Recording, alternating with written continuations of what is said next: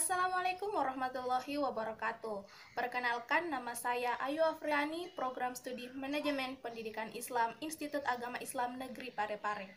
Nah, pada kesempatan hari ini saya akan memaparkan sedikit materi tentang sejarah perpustakaan, yang merupakan salah satu submateri dari mata kuliah Manajemen Perpustakaan. Sebelum membahas sejarah perpustakaan, pertama-tama saya akan menjelaskan tentang apa sih itu perpustakaan. Perpustakaan merupakan suatu tempat untuk belajar, mencari, dan mengembangkan informasi ataupun lembaga pendidikan, dan juga sebagai sarana edukatif dalam pendidikan yang dikelola sedemikian rupa.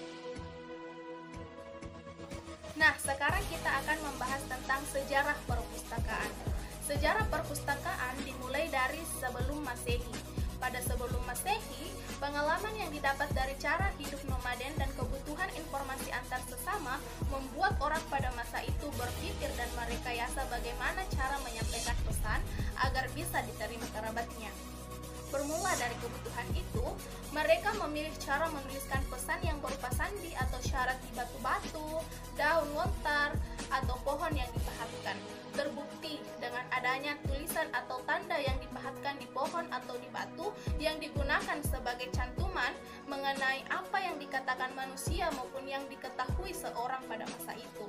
Pada sekitar tahun 2500 sebelum Masehi, di Mesir terdapat sebuah temuan sederhana tapi memiliki pengaruh besar bagi peradaban manusia, yaitu penemuan bahan tulis berupa papirus yang dibuat dari sejenis rumput yang tumbuh di sepanjang Sungai Nil.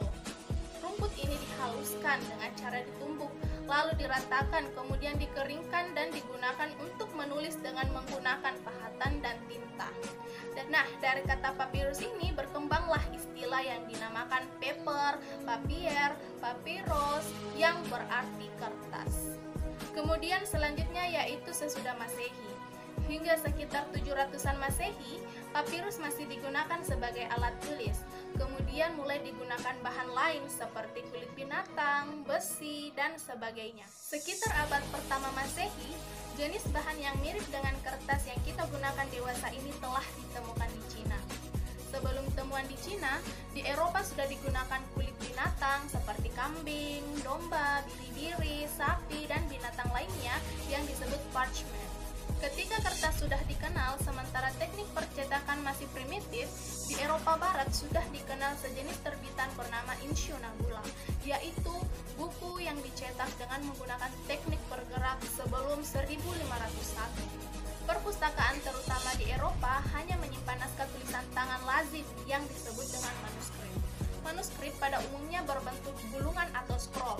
Sebelum itu, orang Eropa telah berhasil membuat buku dalam bentuk lembaran yang dijilid yang diletakkan antara dua papan kayu dan dilapisi dengan kulit binatang.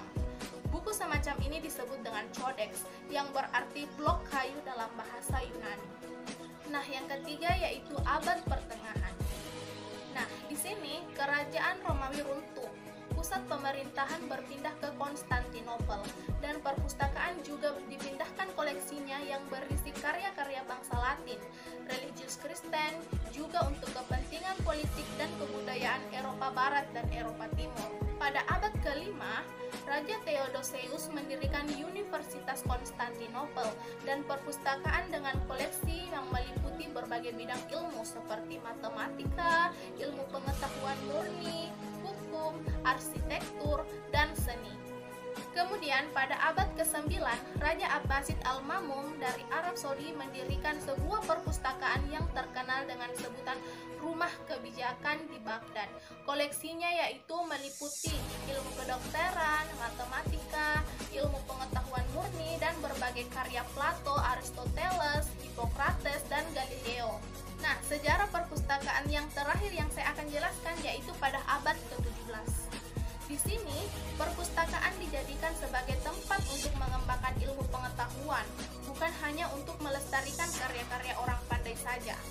Di sini, mulai bermunculan perpustakaan nasional di Eropa, sehingga ilmu pengetahuan menyebar dengan merata dan cepat. Kemudian pada abad ini, John Dury, pustakawan perpustakaan kerajaan, menerbitkan The Reformed Library Keeper pada tahun 1650 yang berisi rencana perluasan perpustakaan kerajaan sehingga koleksi-koleksinya benar-benar mencerminkan koleksi nasional Inggris.